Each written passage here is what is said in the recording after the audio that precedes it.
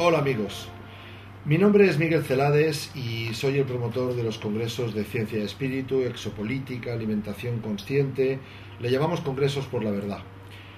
Tengo que darles una información, quizá la información más importante que he tenido que dar en mi vida. Y además estoy seguro de que no les va a gustar nada.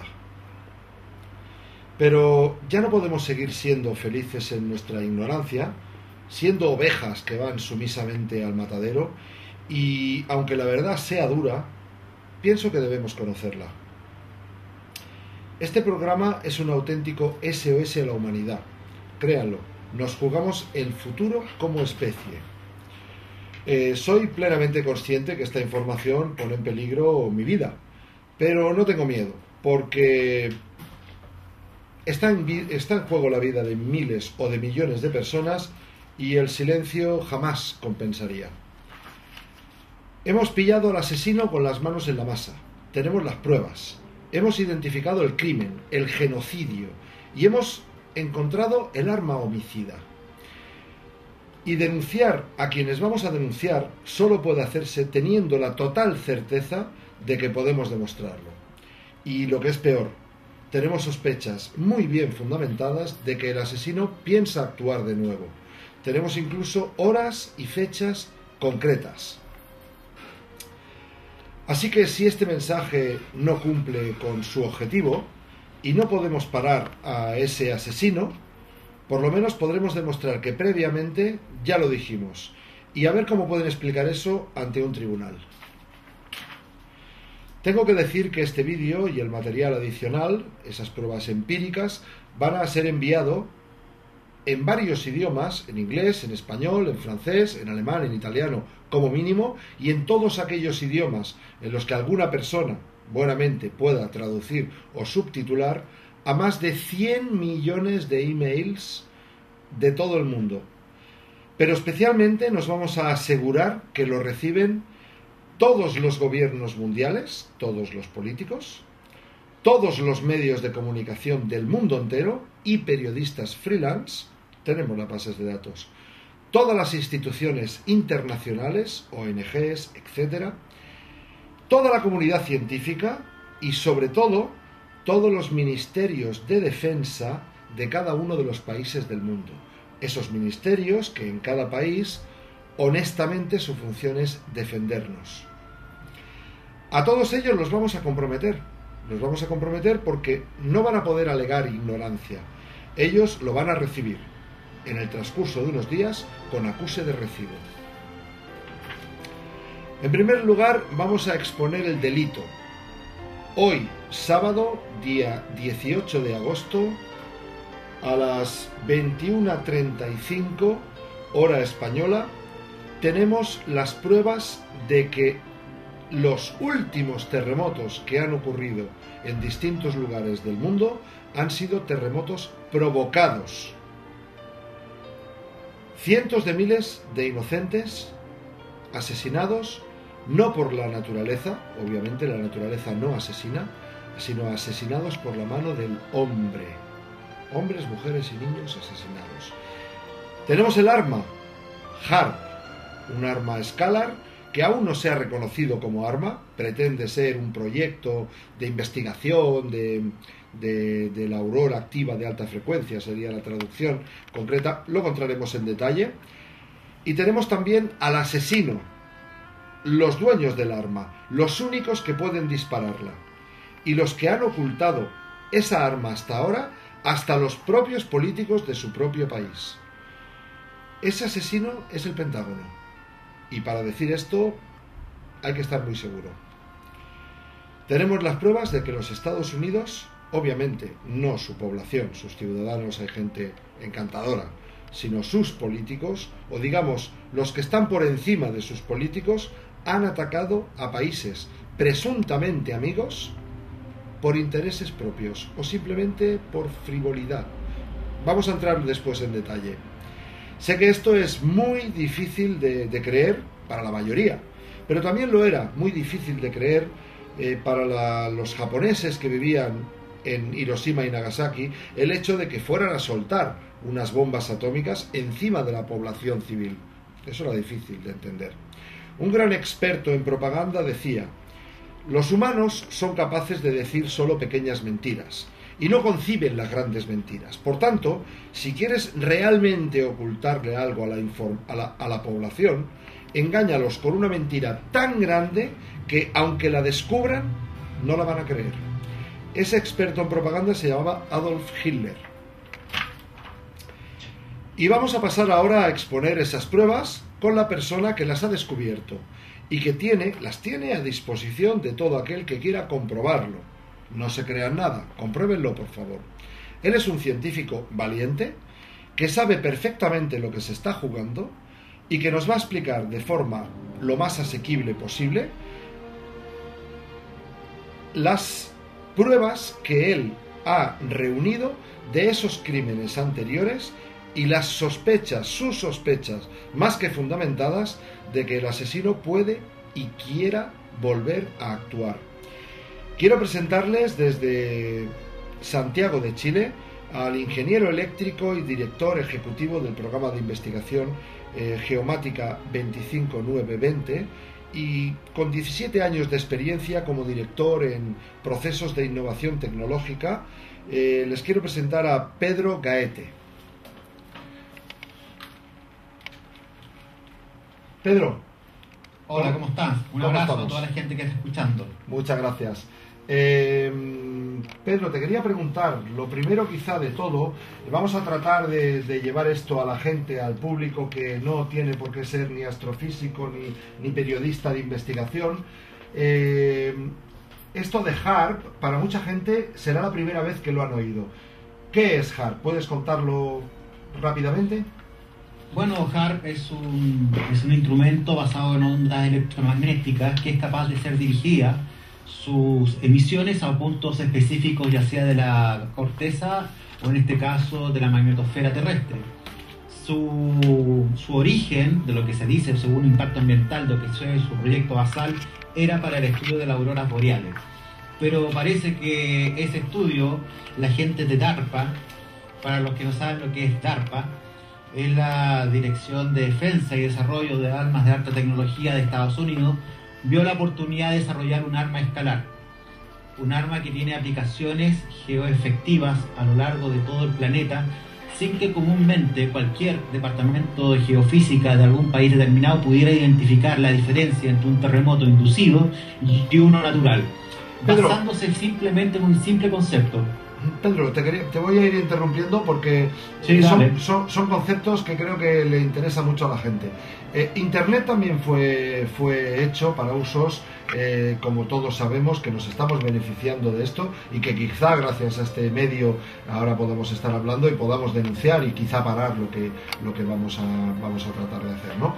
Pero también fue usado para usos militares en su principio, fue concebido como tal. Bueno, justamente nació como una red paralela para poder tener comunicaciones frente a un ataque nuclear a gran escala. Era una red paralela para poder tener contacto entre ciudades dentro de los Estados Unidos. Quiere decir que de alguna forma los grandes avances, quizá el primero que se los apropia, los departamentos de defensa, bueno, siempre le llamamos defensa, podríamos llamarle departamentos de ataque en algunos casos, ¿no? Pero que realmente esas grandes innovaciones tecnológicas es cierto que pasan primero por los pasillos gubernamentales de ese Pentágono, etcétera, que no el uso militar. Es decir, HAARP puede tener usos muy buenos para la humanidad. Por supuesto. Pensemos que si estamos hablando de geoingeniería, porque finalmente esto es HAARP, es un arma de geoingeniería que a ti te permite modificar las condiciones ambientales de un lugar determinado usando energía electromagnética, pero de ondas escalares. ¿Ok? Desde el punto de vista, si vamos a colonizar un planeta, por ejemplo, que no tiene las cualidades para sostener la vida, usando de forma positiva HAARP, podría transformarse en un instrumento de geoingeniería para poder hacer habitable un planeta que no lo era. El problema está en que si tú usas esa geoingeniería, en este caso esa ingeniería, en un planeta que ya está con sus condiciones naturales armadas, se transforma en un arma de geoterrorismo, que no es lo mismo, ya no es una forma positiva, sino que es una forma negativa de ser empleada. Correcto. Entonces, digamos que con todas las posibilidades que tiene HARP, en estos momentos quizá las primeras que se estén utilizando, porque me consta incluso que algunos políticos americanos han querido entrar allí, por ejemplo, Jess Ventura, creo recordar, que era el gobernador de uno de los estados, y no lo dejaron entrar, que él decía, ¿cómo es posible que a mí no me dejen entrar aquí a ver lo que era? Digamos que ahora, usado para usos militares, ¿qué podría hacer? Terremotos, modificación del clima, enviar onda de alta frecuencia, de baja frecuencia a las mentes. ¿Cuáles serían, digamos, la parte negativa de HARP? Lo que podrían hacer realmente, o lo que pueden hacer, o lo que aquí estamos denunciando que ya han hecho a través de HARP. Bueno, y te lo menciono inmediatamente. La tecnología debe ser homologada y certificada. HARP es un proyecto que no tiene regulación alguna internacional, salvo una convención de Ginebra que estipuló claramente que estaba prohibido el desarrollo de este tipo de tecnología, la cual se ha venido desarrollando en forma secreta. Y en definitiva, este instrumento propiamente tal, que tiene uso en las ondas electromagnéticas amplio del espectro, puede ser usada tanto en forma física, también con forma psíquica. Eso quiere decir que puede interreaccionar con lo que se te venga en gana, ya sea para poder generar un terremoto, amplificar enormemente un huracán, o en definitiva a toda la gente ponerle en su cabeza, sin que se den cuenta, una idea preconcebida, y van a estar pensando que están siendo iluminados por algún ser extraterrestre o cualquier otra cosa, pero es una guerra psicotrónica. Y eso, actualmente, el ministro de Defensa del señor Putin acaba de reconocer que dichas armas Rusia las sacó del closet y ahora la está potenciando enormemente, porque ya se dio cuenta que DARPA, que es el Departamento de Defensa de Estados Unidos, en el desarrollo de proyectos muy especiales, esto simplemente lo hizo, lo desarrolló. Y la única forma que tú tienes que defenderte en este ambiente de una guerra, o en este caso una guerra escalar, es tener las mismas armas. O sea, ya no estamos poniendo en telejuicio que HARP es efectivamente un arma escalar. Lo que hay que poner en claro es que debe ser rápidamente por la comunidad internacional revisada, igual como los inspectores nucleares que van al desarrollo de lo que es la industria nuclear a distintos países a ser certificados. Rápidamente debe haber algún tipo de reacción por parte de la comunidad internacional a que HARP debe ser investigado como un arma de lesa humanidad. Porque, digamos, bueno, HARP, por lo visto, tiene esa tecnología. La tecnología se inspiró en aquel, bueno, iba a decir famoso para algunos, tristemente poco conocido para otros, científico maldito Nikola Tesla, ¿no? Es decir, hablábamos de ondas de alta frecuencia emitidas para que reboten en la, explícalo tú mejor, que yo no sé, la estratosfera, y enviadas a un punto determinado. Sí, lo que pasa es que se ha hablado mucho de ondas electromagnéticas, Miguel, pero en realidad no se ha hablado mucho de ondas longitudinales, que finalmente es realmente la utilidad práctica que tiene esta tecnología, usar ondas longitudinales, que son ondas escalares que a ti te permiten para que tú me lo entiendas en forma análoga. Imagínate un aerogenerador que usa el viento para generar energía eléctrica. Sopla el viento y estas palas se mueven y finalmente se transfieren esa energía cinética a un transformador que lo transforma en electricidad. Piensa en lo mismo, pero que HARP utiliza un viento que es energía escalar que está libremente en el ambiente y que esa es proyectada sobre un punto específico. O sea, lo único que estamos hablando es un transformador de energía. Y eso actualmente el señor Nicolás Tesla, cuando él se dio cuenta, al mirar las nubes, que habían ondas que se reflejaban en las nubes en aquel entonces, pudo inferir y deducir que había un tipo de energía distinta a la electromagnética. Y la forma de poder ser utilizada esta energía, que ha sido el gran secreto que ha tenido el Departamento de Energía de Estados Unidos, es convertir las ondas longitudinales en ondas electromagnéticas a partir de un principio que es simplemente un transformador. Podríamos tener energía eléctrica gratis en cualquier parte del mundo usando energía escalar. Es muy sencillo. Pedro, hace un momento decías que la única forma de defenderse de HARP es teniendo otro HARP. Bueno, yo, antes de esto te quería preguntar, ¿las pruebas de que HARP existe pues son tan claras como que ellos incluso tienen su propia página web, hay fotografías? O sea, esto no es ninguna iluminación de nadie, o sea, es entre comillas oficial, ¿no es así? No, no solamente es oficial, sino que está reconocido de que existe y que tiene aplicaciones para lo que es el monitoreo de las auroras boreales. Lo que no me dejó tranquilo es que en vez de ser universidades que investiga, está un consorcio armamentista que es System, que es la que controla todo esto, y finalmente detrás de System está la Marina norteamericana y el Ejército norteamericano. Así que yo creo que las auroras boreales, a no ser que nos fueran a disparar el día de mañana, no sé cuál es el interés real que existe. Y si hay alguien que no pierde dinero en el mundo, es la industria militar, para desarrollar armas de muy alta eficiencia. Por lo tanto, esta arma escalar, que se mantuvo mucho tiempo en secreto, utilizando la ignorancia, no sé si ignorancia o la incompetencia académica de distintas partes del mundo, que no investigaron el tema de la emisión de ondas de baja y alta frecuencia. Ahora, finalmente, otro gran mito, que los sismos no se podían predecir, fue utilizado como una cortina de humo para que en el fondo nadie pudiera el día de mañana decir que efectivamente HAARP había inducido un terremoto. Recordemos al presidente Hugo Chávez, cuando supo del terremoto de Haití, no tuvo las pruebas técnicas o empíricas para poder llevar adelante un juicio de lesa humanidad por el uso de un arma escalar, porque los antecedentes que se tenían que tener en la mesa son es de muy perfil técnico. Y gracias a Dios, ya 4 años de investigación y desarrollo, nosotros logramos establecer cuáles son las ventanas que utiliza HAARP para poder amplificar sus efectos sobre la corteza. Pedro, el HAARP al que nos estamos refiriendo continuamente, quizá el más famoso o quizá el único conocido o reconocido oficialmente, es el que está en Alaska, ¿no? Claro, es el espantapájaro, pero en realidad hay más de 28 HAARP ya. Ahí quería llegar. 28 HAARPs. ¿Sabemos qué países tienen HAARP y qué países están en disposición de poder, entre comillas, en términos de guerra, contraatacar con esa misma arma? Bueno, dos principales. Tenemos China y Rusia, que ya tienen capacidad operativa con respecto a esta tecnología, pero no nos olvidemos que Israel también tiene participación, Inglaterra, Noruega, Dinamarca, Australia, algún país de Sudáfrica y otros que no sabían que realmente lo que tenían, por ejemplo, Catamarca en Perú, y también es muy posible que en las Islas Malvinas también exista uno de amplificación para la zona sur. Y no nos olvidemos de las plataformas que son posicionadas en distintas partes del mundo, que hacen lo mismo, pero son como torres petroleras bastante más grandes, que también emiten ondas de baja y alta frecuencia. Así que ya no necesitas una estructura muy grande, sino que ya han logrado la forma de concentrar en un puro punto en una antena de alta eficiencia. Son 20 años de desarrollo, Miguel, 20 años. Correcto. Bueno, pues no vamos a profundizar más en HAARP. El que quiera que investigue, hay muchísima información en Internet y así podemos avanzar más. Olvidamos HAARP de momento. Me quedo con algo tremendo que acabas de decir, que nos han de alguna forma educado a pensar de que los sismos, los seísmos, los terremotos no se pueden predecir. Tú estás diciendo que sí se pueden predecir. Mira, te lo voy a plantear de la siguiente manera.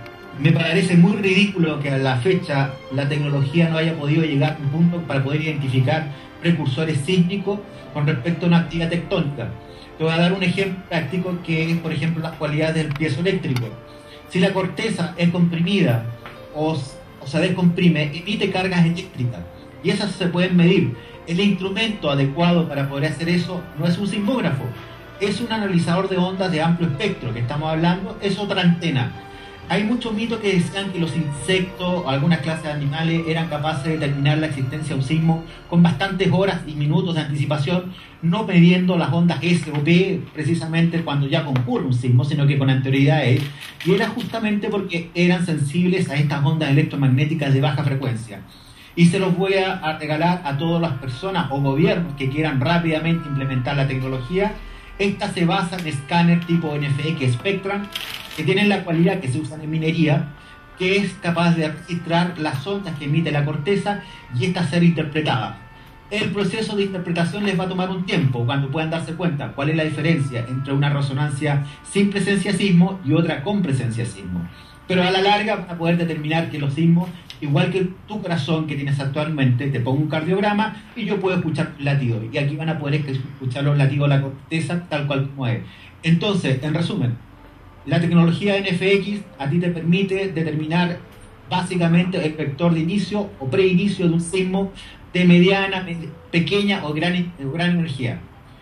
Algunos satélites que en este momento están en órbita estaban basados con este tipo de tecnología, pero no lograron ser claramente interpretados qué es lo que estaban viendo. Muchos de esos rusos y otros indios y pakistaníes. Ahora que ya se sabe exactamente lo que hay que medir, hay que fijarse en ciertos segmentos de ondas, que estamos hablando del 0.01 Hz hasta los 30 Hz. En ese segmento pequeñito de ondas de baja frecuencia te vas a poder dar cuenta si es que en tu lugar donde estás midiendo tienes la competencia del desarrollo de un sismo. Vuelvo al ejemplo de las turbinas eólicas. Para poder colocar un molino eólico tú tienes que hacer un estudio eólico de corrientes de aire. Hubiera bastado un año de estudio usando la misma tecnología y he podido dar cuenta de las variaciones que tenía las ondas de baja frecuencia en la corteza y determinar su desarrollo en el tiempo. Sé que comprenderás que la gente que estudia geología nunca iban a poder dar con este tema porque se necesita gente en el área eléctrica. Porque finalmente, tanto en el área eléctrica radar, por ejemplo, y a mí me causaría extrañeza de no darme cuenta de que algunos operadores de radar debieron haber visto este fenómeno y no supieron interpretarlo. ¿Okay? Así que, solviendo el tema, ¿cómo se puede determinar un sismo? Y se lo dejo a los académicos que tienen todo el mundo, nosotros no lo tenemos, para que en el fondo sus universidades, a sus alumnos se les enseñe una nueva doctrina, que los sismos hay que usar un instrumento adecuado. No un sismógrafo. El sismógrafo le saca una foto que después no te sirve para nada. Lo que hay que usar es un instrumento que es capaz de medir las ondas antes que éstas revienten en el sistema. Y eso se llama efecto espectra. Ahora, que ya sabemos eso, podemos diferenciar entre un sismo natural y uno inducido. La diferencia de un inducido con respecto a un natural, que en una zona donde no había emisiones de ondas de baja frecuencia, varios días de anticipación se ve una tremenda cantidad de energía reflejada sobre ese punto. Y lo que nosotros en el año 2010, usando un sistema prototipo de este tipo de tecnología, logramos en la zona del Zanja, en este caso en Chile, en la región del Maule, determinar que estaba ocurriendo con 8 días de anticipación, pero no sabíamos exactamente de qué se trataba. Y lo habíamos asociado a un tipo de movimiento de magma, pensando que era eso. Cuando ocurrió el terremoto, nos dimos exactamente cuenta que ciertos segmentos de ondas de baja frecuencia eran la cualidad que acusaban el desarrollo de un sismo de gran energía. Ahora a mí me extraña que los japoneses no hayan podido pillar esto también hace rato. Hablaremos más. Con lo cual, bueno, dentro de todo lo malo que vamos a contar hoy, tenemos una buena noticia, Pedro, una gran noticia. Un terremoto puede, de alguna forma, cuanto menos intuirse o predecirse, con lo cual estamos hablando de, bueno, poner a mucha población a salvo, y esto es simplemente tener una tecnología que te oí en una entrevista que te hicieron en televisión chilena, que decías que además no era ni cara, era económica, hablábamos de 10.000 euros o algo así. Si tú quieres tener el kit completo, te sale como 13.000 euros con todo.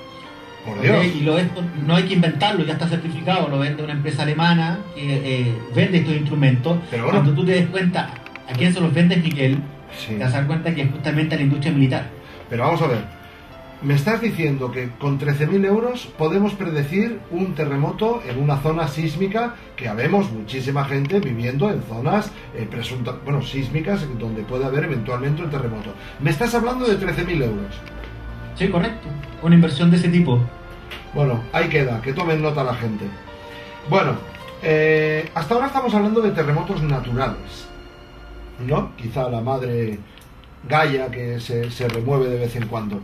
Pero en este programa hemos venido a hablar sobre terremotos con alguien que está apretando el botón correspondiente terremotos hechos artificialmente y no naturales. Pedro, esta acusación, para ti y para mí, puede ser algo muy comprometido, desde luego, ¿no? Y ya lo sabes tú mejor que nadie, ¿no? Y yo también lo sé.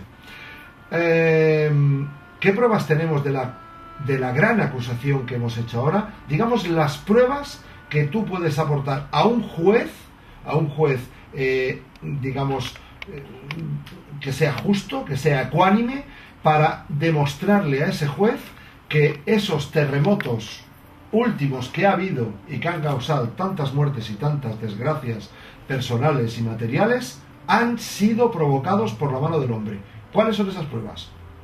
Bueno, aquí nos vamos a tener que salir de la ciencia y nos vamos a tener que ir al ámbito jurídico. Vale. Y en el manejo de la prueba, si tiene que tener algún tipo de primero certificación u homologación en el instrumento que te está certificando el hecho.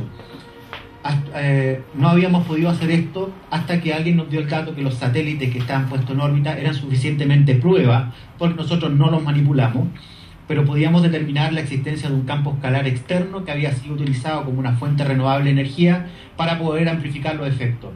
Perdona, Pedro. Un campo escalar externo. ¿Puedes explicar un poquito qué es un campo escalar? Es un poquito técnico, pero el Sol tiene un campo escalar, la Tierra tiene un campo escalar, muchos cuerpos en el espacio tienen un campo escalar, tú también lo tienes, un campo escalar, solamente que esta gente que le gusta ¿cómo se llama?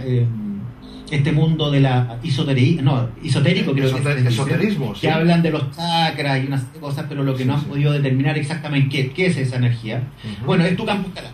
Tú como un ser humano que has nacido dentro de un campo escalar, tú generas tu propio campo escalar y es un flujo. Es un conocimiento que estaba ahí también que desapareció, pero no vamos a entrar en ese detalle.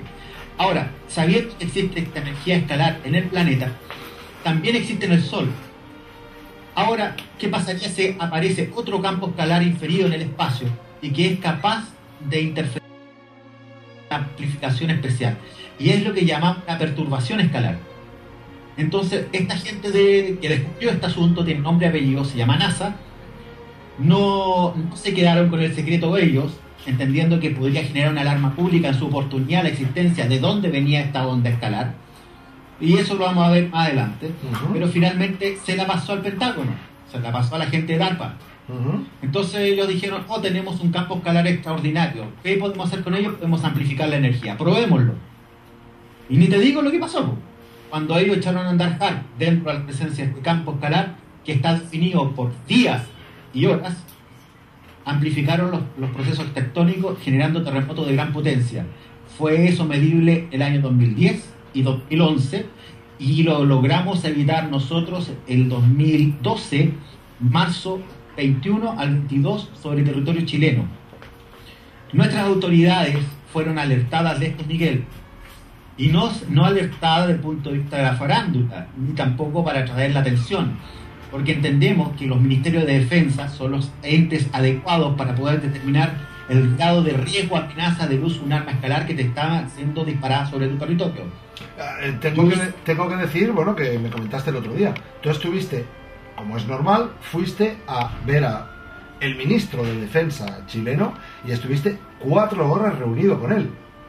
Yo estuve 4 horas en el Ministerio de Defensa, Miguel, exponiendo toda esta situación, y resulta que en mi país lo único que ocurrió fue que aparecieron opinólogos de muy baja monta, de dudosa reputación, solamente tirando basura al planteamiento, pero mi gobierno y el Ministerio de Defensa guardaron silencio absoluto, y los cuales debieron ser ellos los que debieron haber desacreditado totalmente lo que yo estaba exponiendo.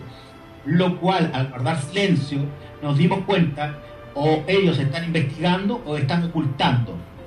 Y nos llamó la atención que nosotros el día 28 de febrero alertamos, en este caso, tanto al presidente de la República y al ministro de Defensa, Andrés Salamán, y 5 días más tarde estaba reunido con León Panetta, su secretario de Defensa norteamericano, y curiosamente la reunión que tenían en el Pentágono, el tema de fondo era energía y medio ambiente.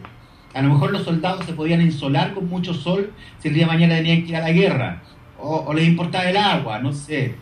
Pero era muy ridículo el tema, porque esa carta se perdió y apareció un mes después, y un departamento basado en el desarrollo de investigación de la Marina chilena nos pidieron hacer la presentación, y yo le dije directamente, ustedes saben lo que ha pasado si hubieran metido este terremoto a Chile y el gobierno chileno, haber estado informado, no hubiera actuado, estamos hablando de un crimen doloso y culposo por parte de la autoridad por no haber hecho nada. Ahora, todos estos antecedentes fueron acreditados, están protegidos ante notario en una bóveda, no precisamente en Chile, que si vuelve a ocurrir un terremoto dentro del horario de las ventanas escalares que tenemos claramente identificadas, vamos a ser responsables a cada uno de los que sean en este caso es mérito, que han actuado en forma decidiosa, en el fondo omitiva, en investigar exactamente de qué se trata esto. Yo, Miguel, los documentos que te llegaron a ti son añejos, porque nosotros lo que primero hicimos es el conducto regular como corresponde, de informar a nuestro gobierno, y haciendo memoria, creo que el 7 de junio informamos al presidente de la República de la apertura de estos campos escalares. Hablemos de los campos escalares, Miguel. Los únicos un segundo, que podían... Un segundo, porque quiero rematar una cosa, el titular, Sí, dale. y es que ese Ministerio de Defensa, que no es un ministerio global, es un ministerio de cada uno de los países. El Ministerio de Defensa de tu país, cuya su honestidad se basa en defender, siempre hablamos de Ministerio de Defensa, no de ataque, en defender a sus ciudadanos, ese Ministerio de Defensa tú le has llevado esto y ellos de momento no han podido hacer nada. Bien, o no han querido hacer nada. Bien, la pregunta es, este documento va a llegar, me consta, a muchos ministros de defensa del mundo entero, de cualquier país, pequeño, mediano y grande. Si alguno quiere reunirse contigo, ¿tú vas a ir? No tengo ningún problema. Esto atañe a toda la humanidad.